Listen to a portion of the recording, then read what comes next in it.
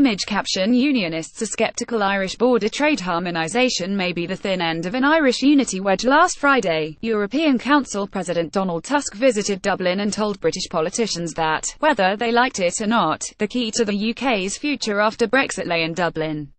This week began with the DUP leader, Arlene Foster, reminding the EU, Irish Taoiseach Leo Varadkar and Theresa May that, whether they like it or not, her party holds some cards in the Brexit game.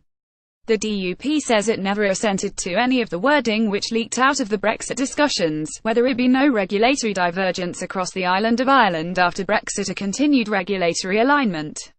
Those words were meant to provide reassurance to the Irish government that, should the EU and the UK not be able to reach a trade deal, there would be a backstop that would guarantee trade across the border would continue pretty much as it does now. It would mean Northern Ireland businesses adhering to the same standards and rules as their southern counterparts. However, Unionists tend to view with skepticism any proposal for harmonisation of rules on either side of the border.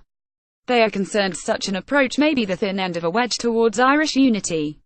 In addition, the committed Brexiteers among the DUP argue that if, over time, Northern Ireland diverges from the trading regulations applied elsewhere in the UK, it could create a barrier to trade within the UK and prevent Belfast benefiting from any deals London might negotiate in the future.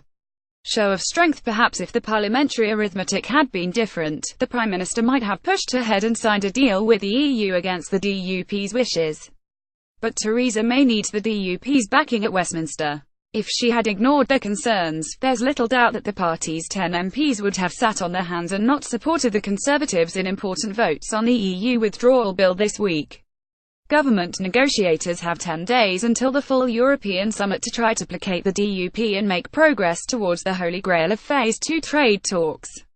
But that task has been complicated by the DUP's show of strength, the publication of the sensitive wording from the draft negotiating text and Leo Varadkar's public insistence that the British government had signed up to a formula which the DUP found so hard to swallow. A deadline has been missed and difficult negotiations lie ahead. In other words, we are back in a scenario with which the DUP, with all of its dormant experience, is very familiar.